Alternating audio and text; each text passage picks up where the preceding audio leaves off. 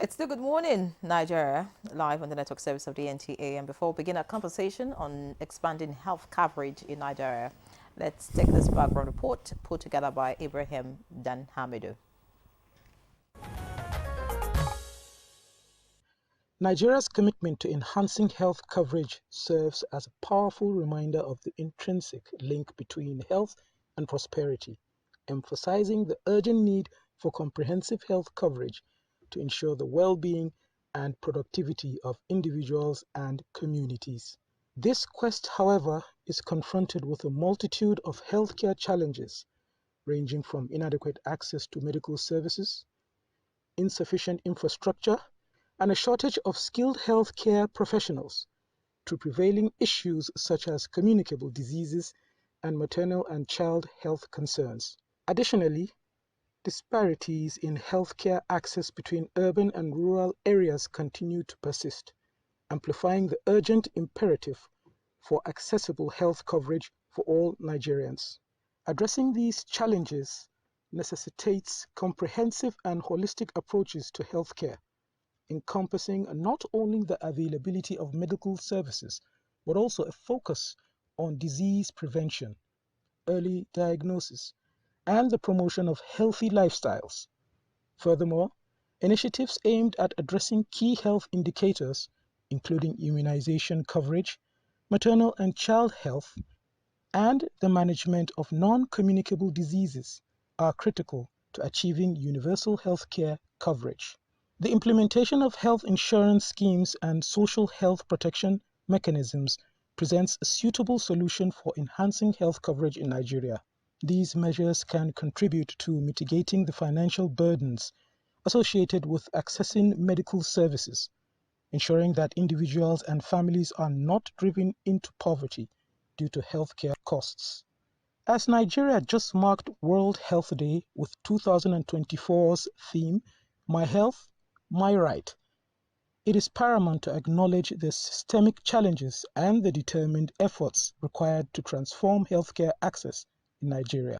By prioritizing sustainable and inclusive healthcare, Nigeria can pave the way for a healthier, more prosperous nation where individuals are empowered to access quality medical services without financial hardship.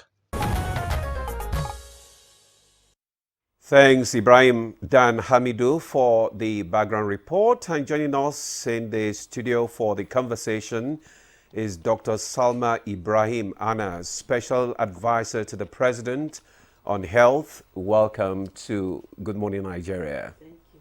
Good morning, everyone. All right. Also joining us in the studio is Dr. Bola Ariyo, Consultant Family Physician, Army and Nawa Hospital, Asokoro. You're welcome to Good Morning Nigeria. Thank you. Good morning. All right, still here for the conversation is Chika Kemi Ofo, the chairperson, Health Sector Reform Coalition. Many thanks for joining us. Thank you. Good morning.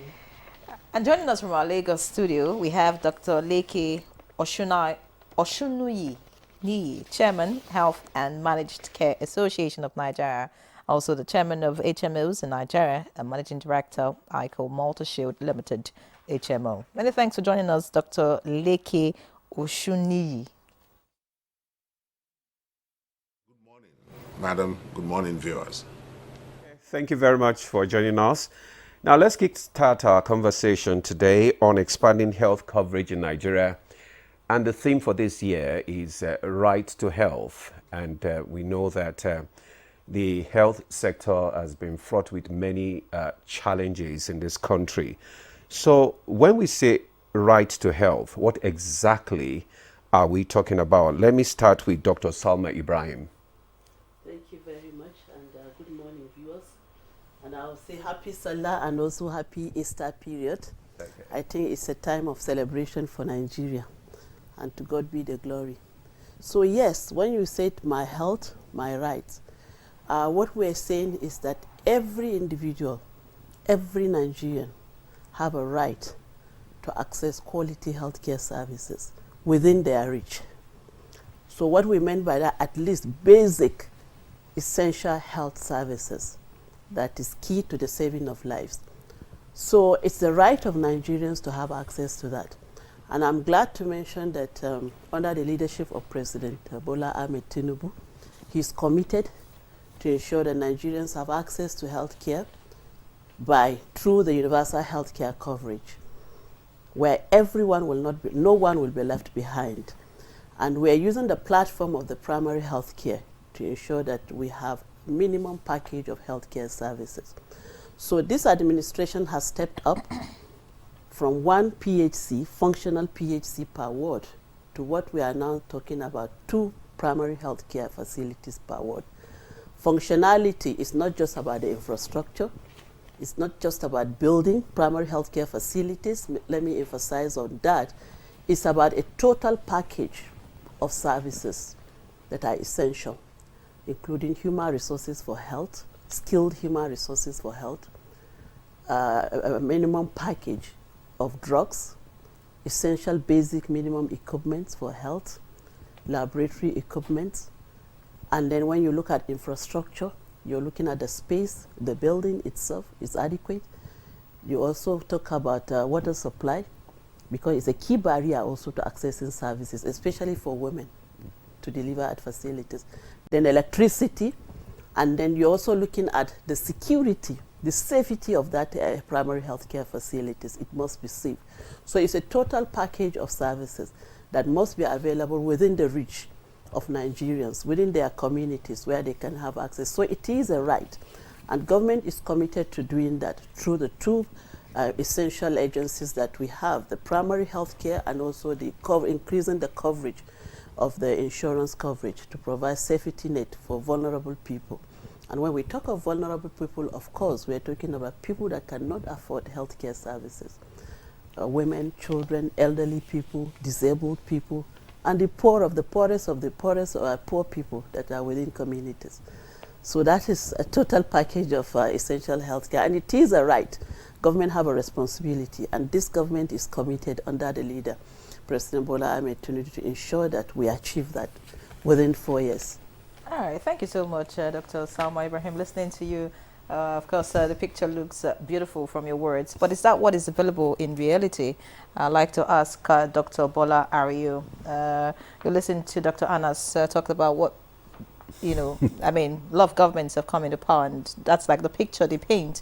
But what is reality at the moment? I want you to tell us. Is there access to basic essential health services for all Nigerians at the moment? Thank you. Listening to my colleague looks like everything is rosy, really. But in reality, that is not actually what is happening. The government has a good intention, but especially through the NHI, yes, that's a Nigerian insurance scheme, yes. But looking at what is on ground, especially with the economy of the nation now, you find that is not really, working the way it's supposed to. Like the NHI's tariff compared to, the economy of the nation looks like it's not workable. Like if you're buying a drug at 10 naira, let's put it in quotes, we know that the price of drugs is, on the high side now. You're buying a drug at 10 naira and the tariff is saying you should give it out at 5 naira. You now wonder who pays that balance. So you see that even though that we don't want, the poor people, we want access to health for all, we still find that, most people still have to pay out of pocket to access care because of the economy of the nation. Because if the S facility must, provide, those services, they have to provide it at a cost. And it's not really working the way it's supposed to because the economy is not helping matters. So that's actually the situation. People still have to pay out of pockets. Like what's expected is that, you just pay 10% of the consumables. But by the time you look at, if I'm going to give you this drug, the tariff says 5 naira and I'm buying at 10 naira. That means I'm going to run a loss if I'm going to give it to you at 5 naira.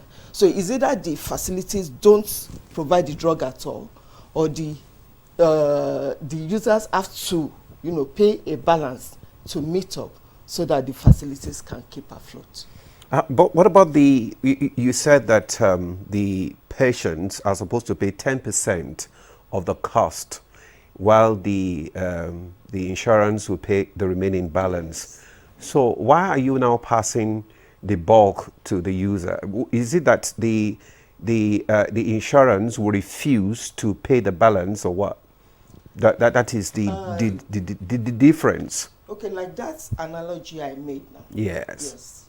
Yes. You purchase a particular consumable at 5 naira. Yes. I mean at 10 naira. Yes. And even if the insurance is paying 90% of it to meet up that 5 naira you're supposed to charge, you still won't be able to meet up. You'll be running a loss as a healthcare provider. Okay. Yes. Because that means that maybe if we're looking at, if my mathematics is correct now, 10% of 5 naira comes to how much now? That'll be 5 kobo. 5. 5 kobo, yes. So that means the insurance is paying 4 naira 95 kobo, am I right? Yeah. And then we bought this drug at 10 naira. So already there's a loss. Okay. Even if the insurance pays the 4 naira 95 kobo. Okay. Yes. So the patient will have to bear the burden. Is either most facilities would rather, okay, we have made the diagnosis, go and get your drugs outside. Okay. So the patient still has to pay out of pocket, or they will tell the patient, okay, pay up the balance of what the cost of your drug is.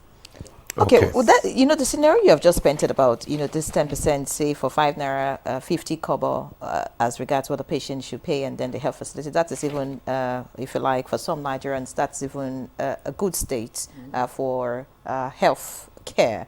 Because there are certain places in this country where it is, you have to travel to be able to access a health facility. And this question now is directed to Chika Kemiofor. There are places where you have to travel to access health care, the primary health care. And even when you're able to access it, getting qualified health professionals on ground to attend to you is also another challenge. All right? And even when you eventually get a professional to attend to you, the right diagnosis being done on you is also another challenge. All right? Because either the facilities are not working properly and all of that. So it's a chain. Could you speak to us about that? Yes. In Nigeria, we have the NHIA, which is supposed to be take care of the, you have the demand side, and then you also have the supply side. Government is supposed to, like the federal government, the state government, and the local government, all have to come together to make sure you have health for all Nigerians. But right now, it's the federal government that bears most of the burden. So if the federal government is the only burden bearer, you see that all these kind of gaps continue to show. So I'm a worry girl, so let me say it the way it is. Now money maker you on float. So what it means invariably is that you have to plan for your primary health care. You have to plan to spend money to take care of the health of your citizens. And then the federal government has to be in that plan, the state government has to be in that plan, the local government has to be in that plan. But right now, it is not so. And because it is not so, that's why we're having this challenge.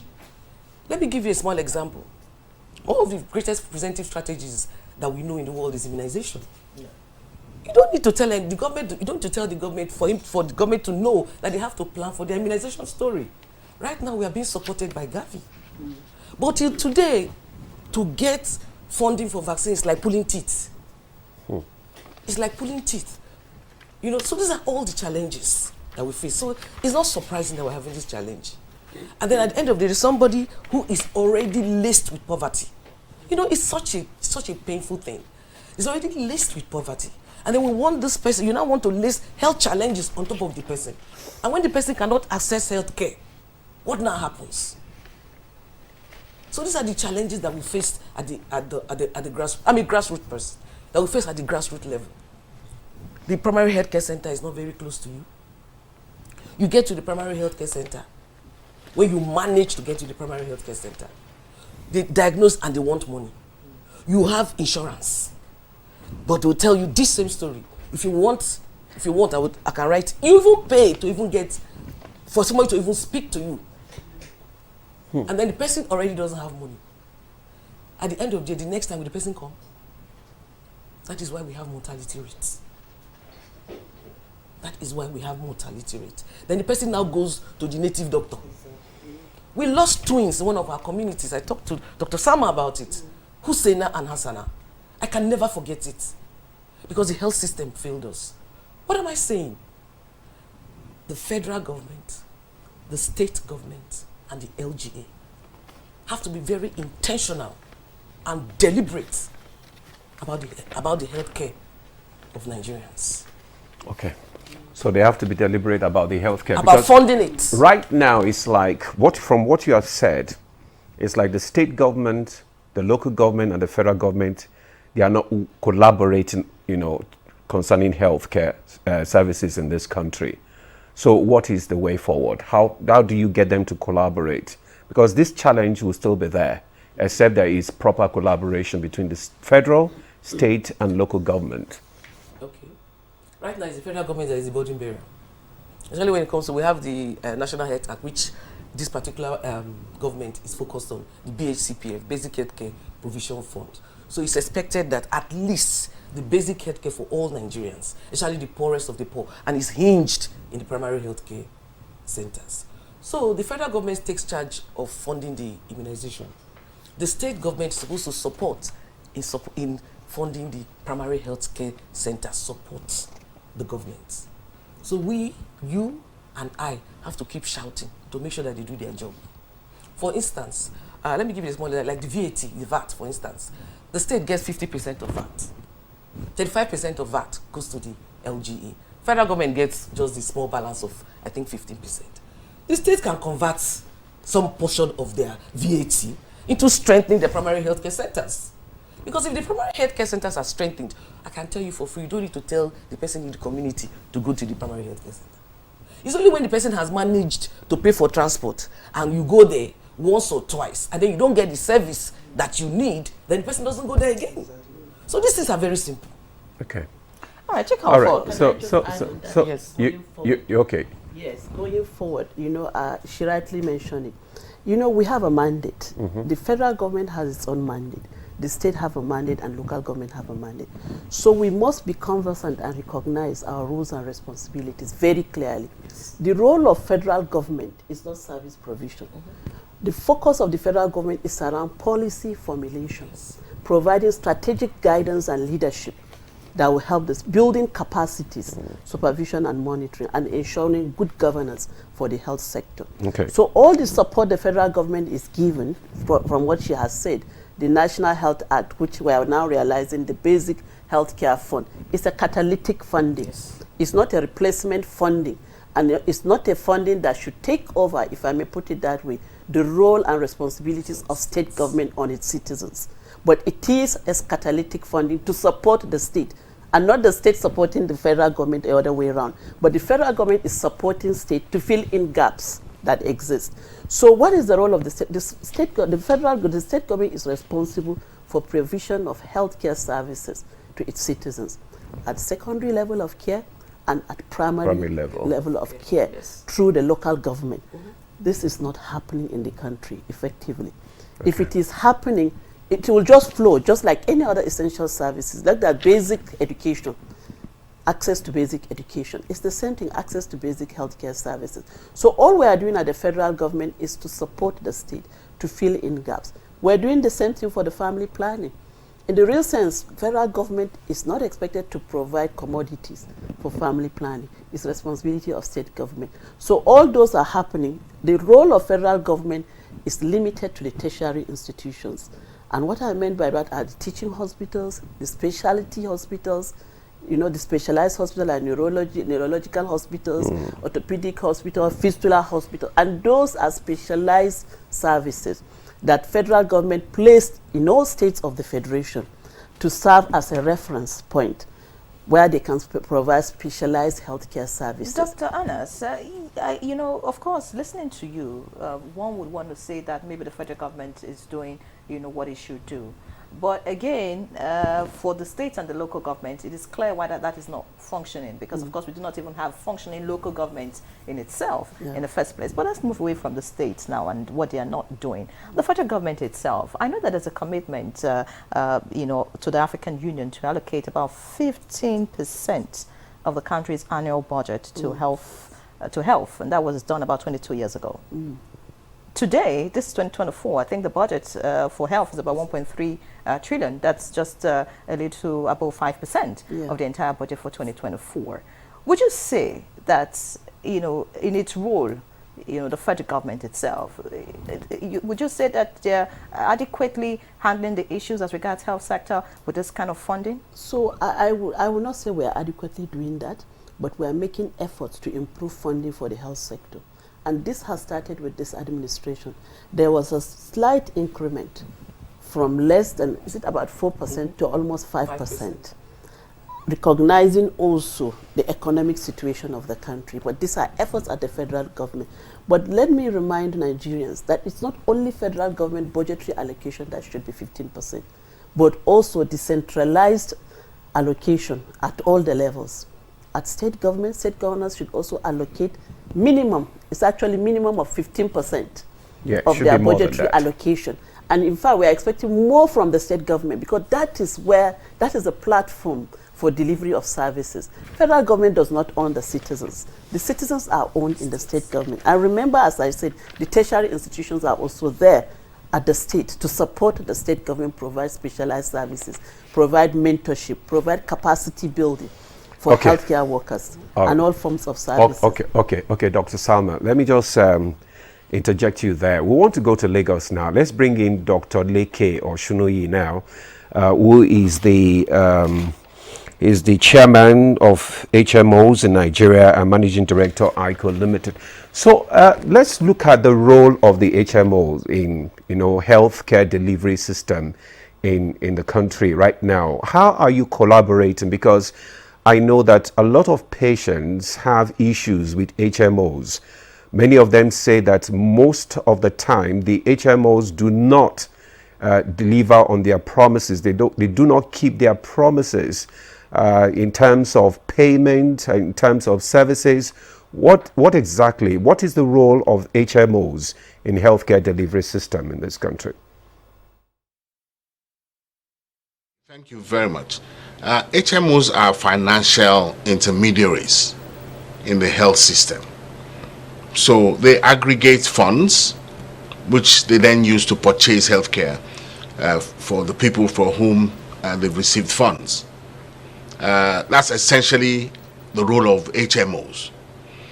They have contracts with provider hospitals and agree on the value of services. So, for example, an X-ray of the thigh, for example, you can agree that even though it's 4,000 naira on the open market, you can agree with a health provider that it will be offered at 2. So it's a kind of 2,000. So it's a kind of volume discount. So essentially, that's what we do.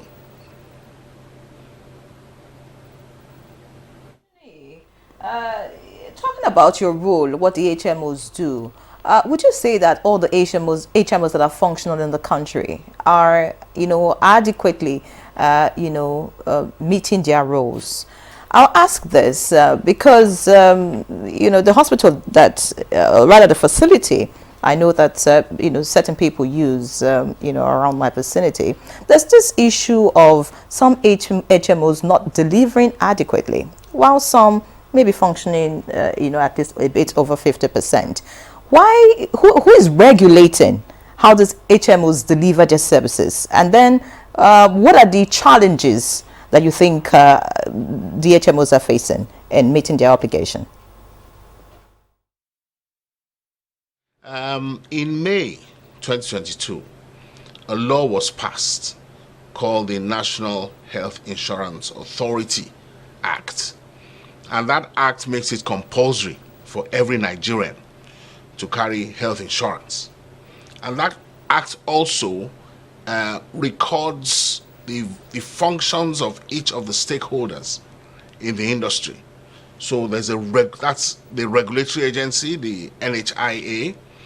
There are the provider hospitals, there are the HMOs, and they're also the beneficiaries, the most important members in the stakeholder group, the enrollees to the various schemes. Now, these roles are set out, and the compulsory nature was only achieved after a period of 23 years. The first law we had, the NHIS Act, was passed by the last ministry administration in May 1999, but that wasn't compulsory. So now we have a compulsory law, and we have a great opportunity to actually roll out universal health coverage. As things stand, most of the healthcare delivery in this country is by the private sector. That's an established fact. 70% of healthcare delivery is by the private industry, the health industry. And I believe that a collaboration between private and public agencies will give us the kind of healthcare we need. I have spoken with the coordinating minister of health and social welfare. I've also spoken with the CEO of the National Health Insurance Authority in my capacity as the chairman of HIMCAN. And I believe that they are setting out a roadmap so that every stakeholder can engage. There was talk earlier of the vulnerable group. Now, 3 years ago, the vulnerable group was only 80 million strong. Right now, the members of the vulnerable group, those who cannot afford healthcare, I understand has gone beyond the 100 million mark.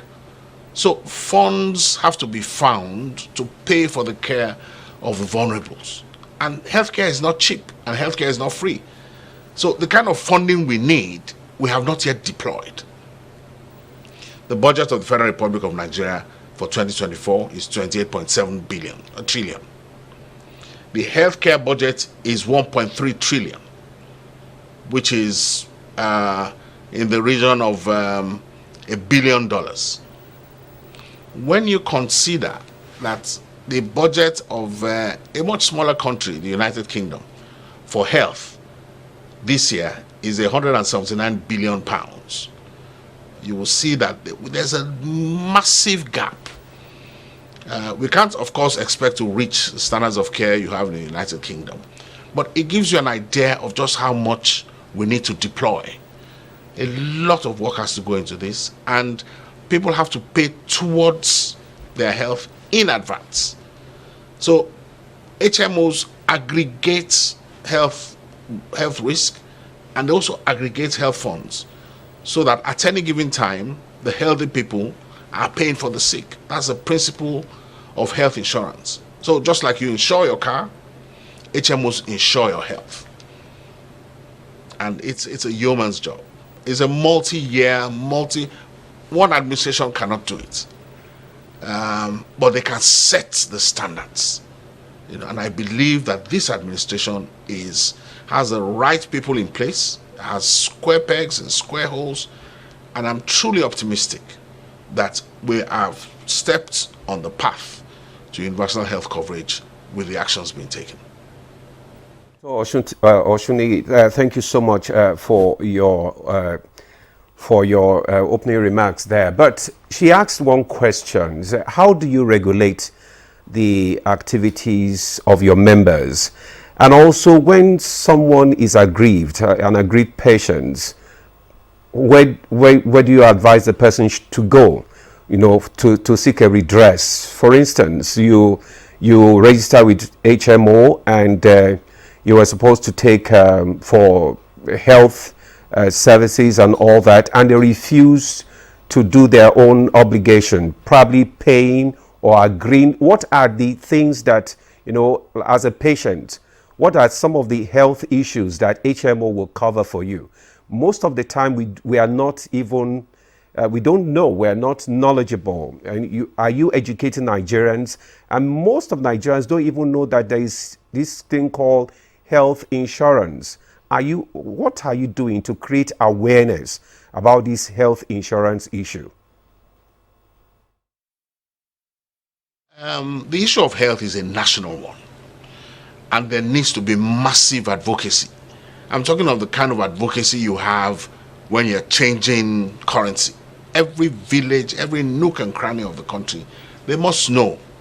Now, that hasn't yet been done, but we need to do that to let people be aware of what this health insurance thing is really about. Now, as I said earlier, there is a body of regulation, the NHIA Act of 2022, which is quite a voluminous act, and it stipulates how every stakeholder in that industry is supposed to behave. For example, in return for a premium, the HMO is supposed to deliver care. But there are several degrees of plans. So, for example, you could have a bronze plan, a silver plan, and a gold plan. The people on the gold plan may be entitled to an air-conditioned room with special meals, concierge services, and so on. The people on the bronze plan may not have access, but the aim is that everyone should receive care that will cure them. They should receive adequate, high-quality care. The other things surrounding the plans are amenities. Now, some of the points at which these arrangements break down are, for example, with the recent very rapid increase in the value of the dollar, or should I say a loss of value of the naira, many medications went up in price. Now, HMOs usually working for companies would usually have fixed a contract. These contracts are annual contracts. So let's say in January 2023, there was a contract between an HMO and a bank. On the back of that contract, we also have contracts with the provider hospitals to say, look, these services, we are paying this amount for these services. But when you have a very rapid devaluation of currency, those contracts are no longer worthwhile. They do not return the value that you expect them to return. So the providers who are most badly hit would say to you, look, that contract is no longer helping me. I can't make any profit on it. Are you able to review the contract? Unfortunately, contracts being what they are, they lock you in. You can't change. The bank will say, sorry, I can't help you until next January. We can review. So that has caused a lot of friction over the past few months because everybody is feeling the pinch. But thank God, under the administration of President Bola Ahmed Tinubu, we are beginning to see relief in the value of the naira is once again going up. So those complaints will diminish. But health insurance does not cover every single investigation possible. And it's often difficult to convey that message to our enrollees, our clientele, to say, your plan does not allow you to do this particular test or to occupy this particular space. People don't like being told, when it comes to health, they don't like being told that they can't do something. And so that causes a lot of friction also. And health carers also don't like to be told that your patient is not covered for that test under that plan. So that also causes friction. So we're always caught in the middle. HMOs are caught in the middle. But I believe that as we go along, as IT helps us to achieve more clarity, we will see fewer and fewer cases of friction within the industry and amongst the stakeholders. Leke, there. I mean, you're just what you have just given us clarification is like the motor insurance. We have the third-party insurance and the comprehensive insurance. Okay. All right. Thank you, Dr. Oshiniye. Of course, you made a very valid statement. Having access to care to cure, people for all Nigerians, whatever league that you're in, okay, whatever band A or band E, it's beyond power now. Having health care, and be cured, whether or not you're being served any meal, that's not important now. We don't care about the air conditioner, none of that. Let's just be cured. And health is a basic need, and we have said that it is a right. When we are talking about having enhanced health coverage, we can't talk about it without talking about the professionals themselves. If you do not have qualified, professionals to attend to you, whether in a band A hospital or a band E hospital, you will still not get cure. And the JACMA phenomenon is with us. That's one. Do you see a deliberate step on the part of government to retain these professionals, one, and two, to get those who are young, to get the adequate skill, the adequate knowledge to be able to, meet the needs of Nigerians health-wise? Dr. Ario, it's to you. Well, commitment from the government, right? Yes. I've not really seen much of a commitment, because the truth is that if you look at, you won't blame those that are doing the JACMA phenomenon. In fact, most senior doctors, you hear them saying that if I were younger, I would. You would have gone. Yes, I would have left. Yes, and you can't blame the younger ones that are actually living, because they look at what is happening in the country, and they look at, is there really a hope for me here? And then you look at, okay, the remuneration of a doctor in this country compared to what you're going to get outside, and for a younger person, they will prefer to go out. So I think the federal government needs to be more committed in terms of, when we're talking about, grassroots, providing health care and all that, that's part of it, giving incentives. Because a doctor will not want to go and practice in the grassroots if there's no incentive for the doctor to go there in terms of amenities and all that, and even the remuneration. So the same way, if we want to keep the doctors within the country, and I'm sure most Nigerian doctors will want to stay within, but they're just looking at what is here for me, and that's what is making them to go out. I can almost bet that if we have... What about the issue of patriotism? Patriotism on an empty stomach? That's just the thing. Because, you look at, in fact, I've seen consultants going out. In fact, there's a friend of mine that is in Saudi Arabia now. He's a dermatologist. When are you leaving?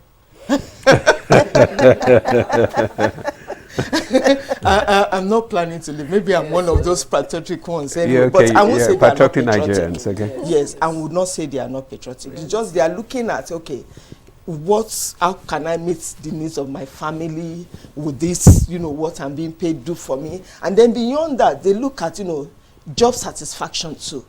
Am I in a conducive environment to practice what I've been trained to practice? Do I have all the time need to practice what I've been trained to practice? So those are some of the reasons. And we really need to put our hearts together to make sure the environment is conducive. Doctors have what they need to practice, and then they have, they are remunerated appropriately too. So that would, encourage the doctors to stay back. Okay, all right. Thank you very much, Dr. Ario. Okay, Dr. Chikaofo, let me ask you, because, the other time you spoke about some of the challenges, which includes like lack of adequate data, lack of proper administrative records and all that. Now, do you think that the health sector can leverage on the use of technology, to address some of these challenges? Thank you, bro. That's a very good question. I was speaking today from the CSO level. And to us as CSOs, what is key is that we have health for all Nigerians. And that's the most important thing. Technology is a very, very good way. But I wanted to go more into in some of those communities where you cannot access healthcare, if we can leverage on technology to tele telemedicine? Can people call to ask questions, and that might help so that they will spend less? That will help. And then we need data. Without data, we are nothing. Because it's data that we use to access, to plan, to know what to do next. Luckily for us in Nigeria, like what our brother said, we have round pegs in round holes in Nigeria for the first time. In all the areas, from the NHIS to the Coordinating Minister of Health to the NCDC to Dr. Sama, those are all people in the system who have really worked in the system. So there's a lot of expectation. So we expect that they need to leverage with Nigerians who have the technology expertise so that you can get the best in that particular area. Secondly, they need to plan for health. Planning for health means it's not just budgeting for health. It's about releasing of the money when you have budgeted. If you say that, like now, if you say that health is now 1.3 trillion, I can assure you that at the end of the year, 1.3 trillion will not be released. So these are all challenges. You already have the money for health, the funds for health is already too small. Exactly. The funds for immunization is already too small. And then at the end of the year, you will see that only 40% or 50% of this supposed budget will be released. Are we really interested in making sure there's health for all Nigerians? Those are all the things. But we are very optimistic because we have the right people in the right place this time around, and they just started, more or less. And then they have also said that they'll be working with CSOs a lot, and CSOs are here to speak truth to power, because that's what we do. We don't lie. We will tell you how it is. So right now, we have the BACP swap, which is the new strategy that the government has adopted. I think the media has to be in the know of that strategy, so that we can all collaboratively come together and make sure that there's health for all Nigeria. Technology is important, planning for health is important, releasing the money is important. The states, all hands on deck, the states coming to make sure, the state and LGA, are they putting their own heart in the ring? Not only in election, they know all the areas. What was so annoying to me was that during election, there's no corner they don't go to. Inside the river, inside the sea, outside, they are there. But when it comes to the health of all Nigerians, they say accessibility is a problem. Accessibility is not a problem when you need votes. But accessibility becomes a problem when Nigerians need health. And please, I'm begging for the poor and the vulnerable. There's poverty in the land. Please do not lace health challenges on top of poverty. It is killing. It is killing. There's some communities where they have to cross to go and take their immunization services and all other services. Then you get there and you cannot access it. Tell you to bring a small amount of money which the person cannot afford. Will the person go again next time? Then what will happen? The demand for those services will reduce. They start to depend on the kind of services, health services that are not quality. And then the mortality rate does what? Increases. Talking about mortality, the maternal mortality rate in the nation is the second in the world. That's after India. Very sad reality. Yesterday was Safe Motherhood Day. Yes. Dr. Anas, my question is to you. April 11, actually, World Motherhood Day. Dr. Anas, first and foremost, I'm sure you want to respond to some of the comments made so far. Dr. Erio talked about the commitments of governments to ensuring that professionals remain in the country, and then we get more skilled professionals being churned out by different schools. Of course, there are some fingers that have been pointed to at government by Dr. Ofor. You would want to respond to that, but I want to ask about the maternal mortality issue. Sorry, I just also want you to respond to the fact that is it the challenge of inadequate fund or not being able to assess the fund that is even allocated to the health sector? Because that is a big challenge. If you say the fund is not adequate, now even the one that is allocated cannot be assessed. What is government doing about that? Because it's very, very important. So maybe I would pause my maternity issue because it's a big one. I will still take the maternity issue. I know Nigerians are very anxious. Health is very important. Yes. And everybody is concerned about health.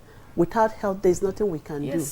Health is wealth. And we've seen the impact of health, the COVID pandemic, how it grounded everything, economic activity. So I'm happy with all the questions that are coming on board. So happy Safe Motherhood Day. Today is actually Safe Motherhood Day. Is today or yes? 11th. Okay, today is 11th.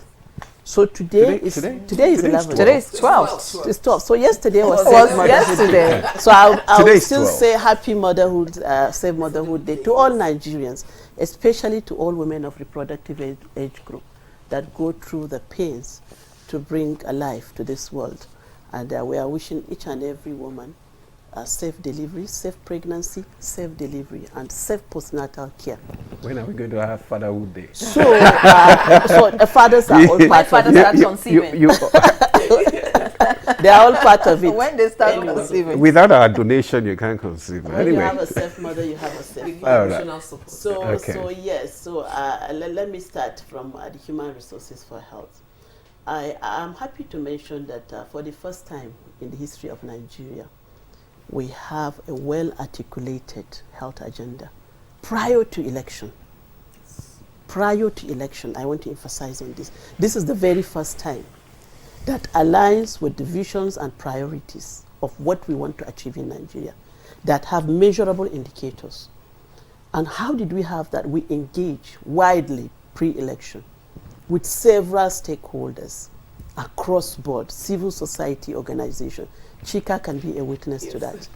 Academias, and we have forums, different engagement at all the levels in the country. And we came up with an agenda around 8 priority areas, which was endorsed by the President, Bola Ahmed Tinubu, prior to election. And after election, for the first time in the history of Nigeria, we had a president that established the Presidential Advisory Committee on Health on key sectors. And health is one of the sectors which I chaired with key experts as members of that sector. And we aligned and refined those priority areas, 8 priority areas. And one of it is human resources for health, if I may mention all of them. So on human resources, we recognized, the migration of our doctors. But if you learn to look at it positively, Nigerians just migrate, even without a visa. They were given visa upon arrival to most developed countries, Canada, USA, United Kingdom, and the Middle East. But if you are not good, nobody will look for you. Exactly. But that shows that our standard of training it's high. is very high and well recognized globally. We should be proud of that first and appreciate the teachers of our medical students. And we have maintained that standard for a very long time.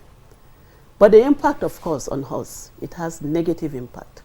So what we try to put, in the Presidential Advisory Committee, which the honorable ministers now, they are implementing, is on both sides. Production, increasing the quantity, skills of the health worker, and the quality of the healthcare providers. Okay. So what we have, the institutions, is grossly inadequate to cater for Nigerians and also to export. So we increase the level of production of our medical training institutions and also encourage private sector. If you to come into increase it. the production, what about the infrastructure? Increase the infrastructure, it goes with the increase in infrastructure. Because she mentioned lack of adequate infrastructure. So it goes with the increase in infrastructure and also establishing new ones. Currently, Lagos State is undergoing one of the increase in infrastructure and several other institutions. And when we talk about health, it's not only doctors, nurses, midwives, laboratory science, including even auxiliary nurses are doing JAPA from Nigeria. So increased production, the nursing, for instance, if I take that, there's increased production of nurses now and infrastructure in our health institutions. And also attraction of private sector to be part of the production. And a lot of private sectors have now been licensed to participate in the production of nurses and midwives. Okay. And also we have other abridged version of training to increase the production of nurses and midwives. Then she's talked about the retention, which is very important, and it has to do with the environment. I will not say Nigerians were not patriotic. A lot of health workers are patriotic, and that is why they are practicing health in Nigeria, because the environment in most cases, the tools are not there. And I'm happy to mention anywhere you go in the world, especially developed country, you can 1, 2, 3, 4, 5 doctors. One must be a Nigerian. Doing very well. In fact, I've come across a patient that traveled abroad. She refused to have her surgery in Kano by a neurosurgeon. And she traveled abroad and she found it's the same doctor that did the surgery. And about a month ago, the same doctor also operated on my senior sister, very successfully. So we have the skills and the patriotism, but the working environment must be improved so that Nigerians could be retained to work. So it's not just about the salaries that they are leaving the country. It's also about the working environment. You know, at least appreciable salaries that can make them to stay. I was in the UK, and we had a meeting with several Nigerian doctors that are there, and a lot of them are crying they want to come back home because what they are even getting there is not enough to sustain them, and they are dependents, and they are coming up with everyday new policies that they are not going to cater for their dependents. So we've come out with ways of doing that, and part of it is what I have mentioned. Also improving the rural allowance for our medical practitioners, those that are working in rural. All this will not happen in a day, but it's a journey which we have started embarking on this administration, because health is not like any other sector. We're dealing with lives, and it has to be transparent. Whatever you say you do, it must be there. If it's not there, you cannot save lives. So it's a journey that we have started. Rural posting, we need to deploy health workers to rural communities to work. You cannot deploy a medical doctor when there are no schools that they can send their children to. They have to have better packages. Yes, and you know, Nigeria is caught up now in a serious economic crisis. All this cannot happen at once, but it's a journey. The issue of security The issue of security is another issue. And she has talked about the modern technology that we are deploying. Telemedicine, a healthcare provider. We've seen the effect of that even during the COVID pandemic, where you can do a consultation virtually and prescribe medication, and a health worker will prescribe medication and provide a feedback. So all those efforts are ongoing, but at a minimal level, and we are working towards scaling them up to a larger level. So even when there are security challenges, you can have those telemedicine. You can also deploy highly sophisticated technology that we don't have in Nigeria. Robotic surgery is one of them. You can have someone based in the UK and doing robotic surgery in Nigeria. These are all technology that we are deploying. So let me move away from the human resources. It's an effort, massive effort that is currently ongoing, but we are not going to see the effect immediately, but we are going to see it gradually. Okay. So you've talked about the other aspect that you want That to is the financing, the access to Yes, finance, you've talked about the fund. You've talked Inadequate fund, but it's difficult to access Yes. it. And at the end of the day, Yes. So it's true. The funding for the health sector is grossly inadequate. We have signed a declaration, a commitment for 15% of that. And she has mentioned some of the challenges, not only at the federal level, but even up to the local level. It's not about that. It's also the absorptive capacities. We've had challenges of absorptive capacities where government, if I may recall, because I was in the health sector for several years, the previous administration has dedicated funding, even if it is 4.5%. But we were here in Nigeria and we witnessed 100% release. 100% release, I can talk, in the health sector. But yet we had absorptive capacity. The funds were not fully utilized. Some were returned. So this have to do with issues of capacities. And capacity is one of the 8 priority areas that this administration is tackling. You must have heard that we are investing in capacity building. Not only health workers in service delivery, but also managers of health. So we have managers of health. We must effectively utilize resources dedicated for the intended purposes. And if I may mention, and that is not only within the domain of the health sector, it's across board. It has to do with the Ministry of Finance. It has to do with the Accountant General Office. They have their own processes. They have their own regulations and procedures of release of funds, so which also impact bureaucratic on the health bottleneck. Bureaucratic bottleneck, All right. which We'll also pause you there, impact Dr. on the Anas. health sector. Would have to pause you there because you still have to respond to some other questions, of course, as regards maternal mortality and neonatal deaths. But let's take a break now. It's Good Morning Nigeria live on NTA. Stay with us. Thanks for staying with us. You're still on to Good Morning Nigeria, and our conversation is still on expanding health coverage in Nigeria. Well, let's go to our Lagos studio where we have Dr. Leke Oshnuyi. Dr. Leke Oshnuyi, this issue of HMO again, I want us to revisit it. I know that in some part of the world, this HMO has been very, very successful in health coverage, like we have in Europe, even in some African countries. How can we adopt their system to fit into Nigeria context so that we can have a success of it? Okay, I missed the last part of that question. The volume went away. However, if I get you rightly, what changes do we need to make here to compare with global best practice? Sorry. Okay, the first thing is the computation of adequate premiums. What do I mean by that? Now, when we have, say, a variety of illnesses, and we have a population that suffer from one or the other of these illnesses, people called actuaries, these are mathematicians who do these calculations, they calculate the probability of anybody in that environment of developing that illness and calculate the cost of caring for that illness and calculate how often those illnesses will occur. And they come up with the amount of money required to care for those illnesses for the population. And that amount is called the risk premium.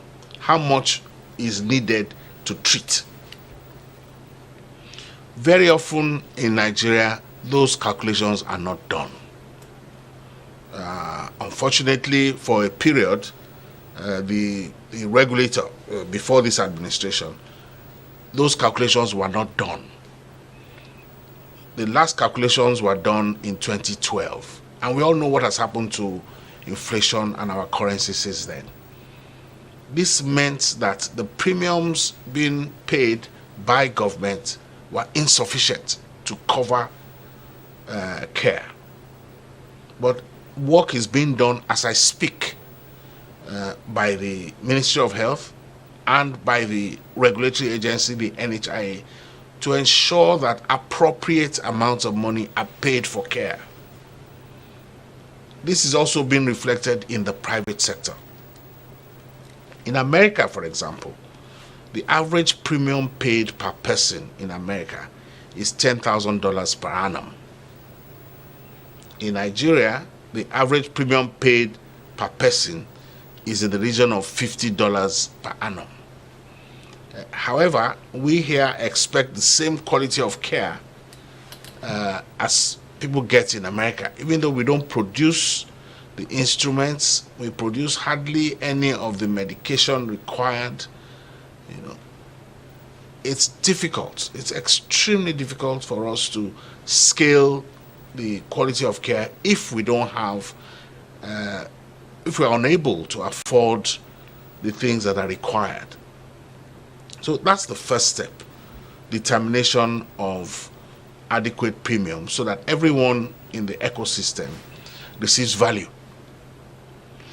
That's the first thing. The second thing is a robust IT system.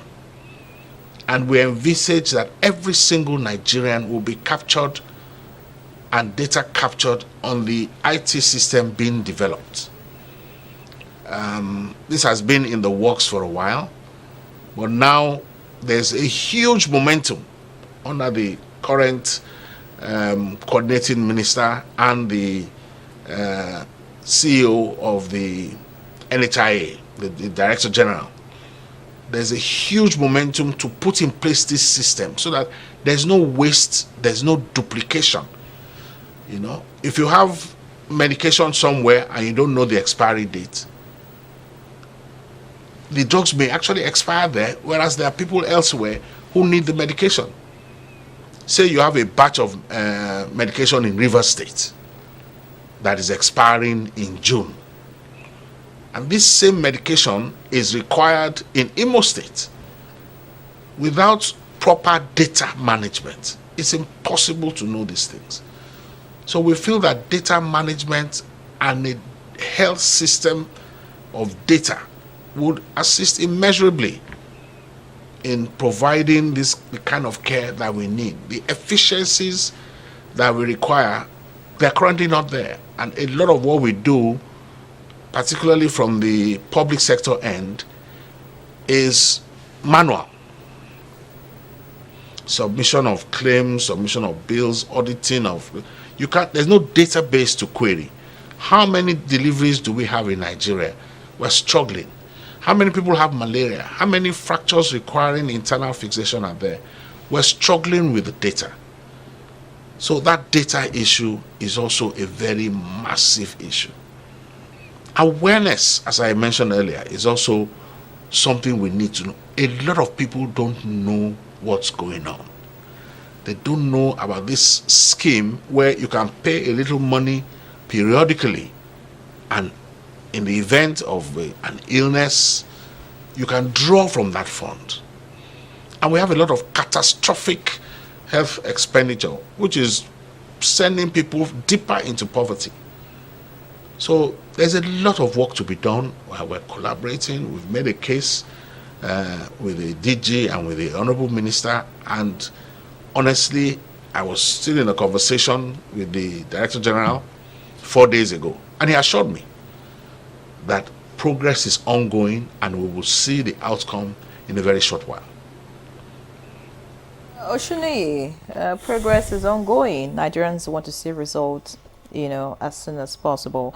And that brings us back to the studio. Of course, Dr. Anas would respond to her initial question, but let me get to Dr. Ariyo now to talk about, what the challenges as regards cure is in the country. We've talked about the issues, professionals, healthcare, infrastructure, and all of that. But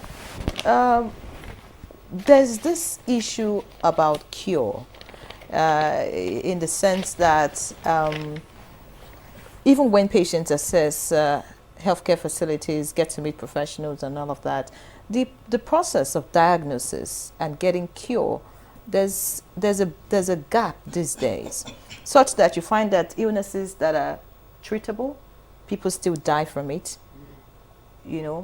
Illnesses that can be handled by the commonest of staff in the hospital, even with a skilled professional. I mean, a lot of things still go wrong. Where would you want to place the problem, or what would you say are the challenges, in that regard? There are several things that may be responsible for achieving cure. Yes. One of them is actually making the right diagnosis in the first instance. Because if you don't make the right diagnosis, that means you are probably treating the wrong thing. And of course, the patient will not get cured. So the first thing is, and luckily, just like Dr. Sama said, we have such a training that, you can make diagnosis from your clinical acumen. Yes. But at the same time, you need to have, how would I put it now, things in place for you to be able to confirm your diagnosis. And it's not every health establishment that may have that. So that may be one of the reasons, because if you need to make a right diagnosis, give the right medication for a patient to get the cure that you want that patient to have. So that's one of these things. If you don't have those facilities that you need to make a right diagnosis in the first instance, it may be responsible. Then the other thing again is, the medication. Like recently with the hike in price and all that, it's been difficult actually, for patients to buy their drugs. Now I remember a patient came to the hospital and he was telling one of my colleagues that this drug, he used to buy it for 7,000. That the drug is now, I think he said 21 or 28,000. That the doctor should please change to another drug that he can afford, that his pension cannot, afford that drug. So even though you have made the correct diagnosis and you have, make the right prescription now, the affordability for the patient to actually take those medications and get well is a different thing entirely. Then the other thing again is support. Yes, there are patients that, especially just like I mentioned, the vulnerable, the elderly, if they don't have the support, to ensure that they actually take their medication, they may not actually get that cure that we are talking about. What about negligence on the part of healthcare professionals? Negligence, well, maybe I won't say totally zero is a possibility. Is a possibility, but it's not something that will be in a large percentage, that a healthcare professional, after making the right diagnosis, won't give the right treatment. Or I don't get what you mean by that, negligence. Or A simple example will be the case of a particular a girl who graduated from the Benson Dawson University. That's a recent, I think, happened last year. And then she walked into a facility. She was diagnosed of what was wrong with her, and then she had to go in for 5 minutes, I think, surgery or something. And all of that got messed up, and she eventually passed on, you know, in the process, because from the medical reports or, you know, different publications, well, a lot of medical experts have said that what should have been done was not done, or not properly managed, and all of that. And then, of course, I have experiences of people who have gone in for cesarean sections, and of course you expect that that procedure should be as seamless as possible these days, but I mean, a lot of complications as a result of that surgery that happens almost every 5 minutes in some hospitals. So what exactly, you know, is falling short on the side of professionals in that regard? well, maybe lack of skill, but it's not something that, you know, should occur frequently. Yes, maybe lack of skill on maybe something went wrong. All right, that leads me to Dr. Anas. You know, we're okay. talking about maternal mortality. You know, this is dear to my heart because, like already stated, the figures are there. After India, Nigeria is next in terms of maternal mortality and neonatal deaths. This is completely avoidable. Yeah. What can we do, you know, to change these figures? I mean, bringing life to the world should be as safe as possible. So what can be done? Or what is being done? Yes, thank you very much. It is indeed very sad that Nigeria still contributes significantly to death of mothers as a result of pregnancy, childbirth, and immediately after delivery. And most of these are more than 90% preventable, and we can do it. So a lot of efforts have been put in place to ensure that we have safe delivery. So it does not just start from delivery. Let me start from access to sexual and reproductive health services for women and girls. You know, a pregnancy should be a thing of joy, and it should be planned before you go into it. So that aspect, we have to manage it well. We have to provide information. We have to provide the commodities to allow women to make informed choices, to decide when they want to be pregnant and the number of children that they want to have, and even how to have the children. People are opting for an even cesarean section in most countries. So those aspects have to be handled well. And when a woman is pregnant, she must have access to antenatal care services. Minimum of 8 we are recommending in a facility nearby. And when we say nearby, you're talking about primary health care facilities, be it government-owned or privately owned. She must have access to it, where she will go through the general screening, antenatal clinic talk, you know, awareness creation, information, and she's well empowered on how to take care of herself and also the baby. And then the woman must also come back to a facility and be delivered by a skilled birth attendant. A lot of people will say, well, people deliver at home in developed countries and safely. Yes, where you have access to skilled birth attendant, it can happen. So, and then immediately after delivery, the care also continues postpartum because a lot of women die. So what can we do? And I can say that efforts are ongoing, especially under President Bola Ahmed Tinubu. There's an initiative directly under my office to accelerate reduction of maternal death. Okay. That must happen. And it needs collective efforts, not only government, private sectors, and different players. You know, not only the woman and her family, but also a total community, religious leaders. Because if you look at the social determinants, the drivers of maternal death, they are multifaceted. They are beyond the health sector.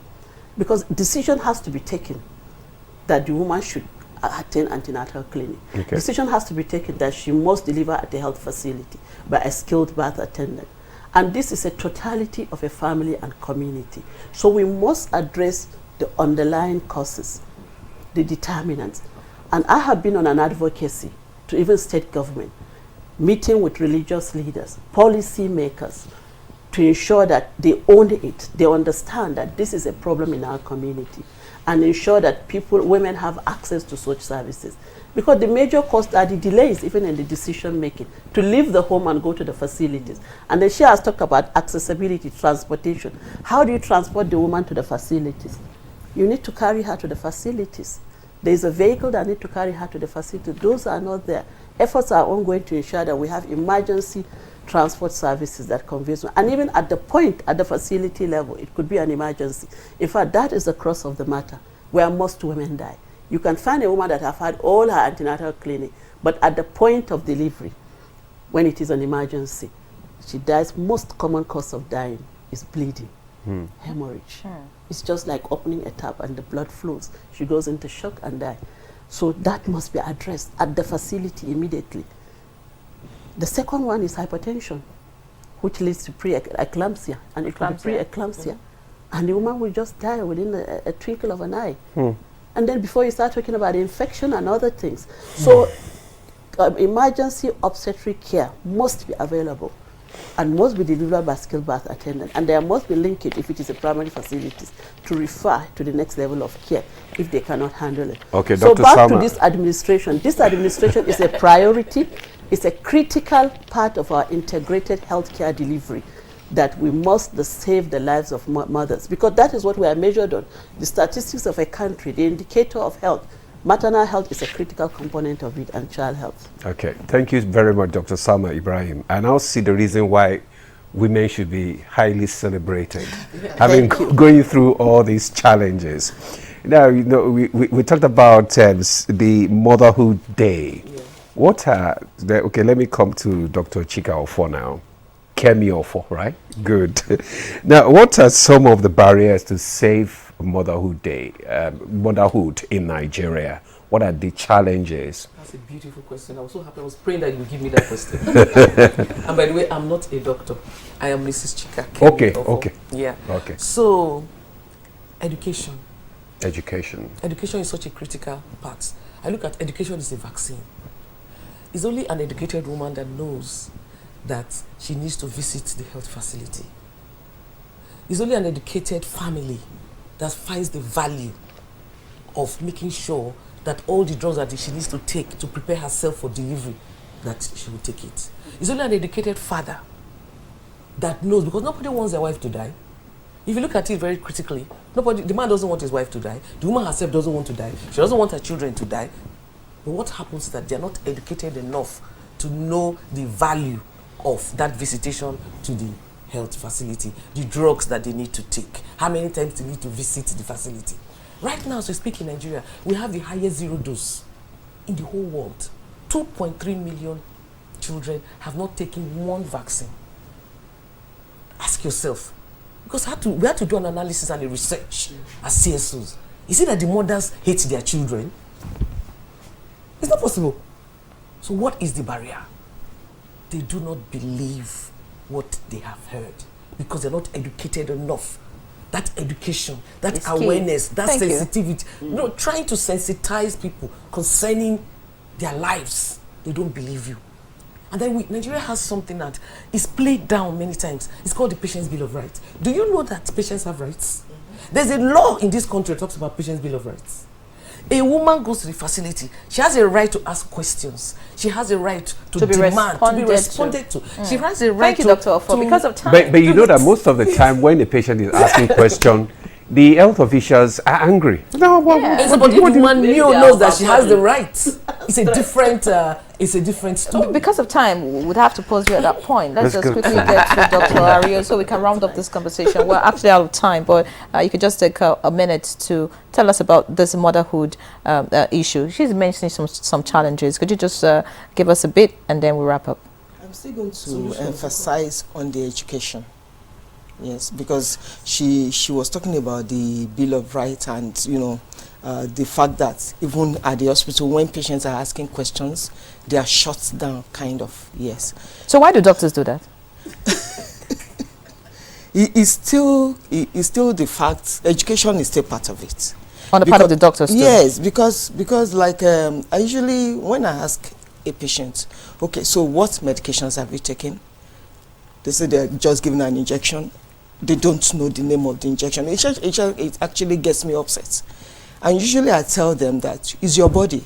You're supposed to know what you are being given and what is being injected into you.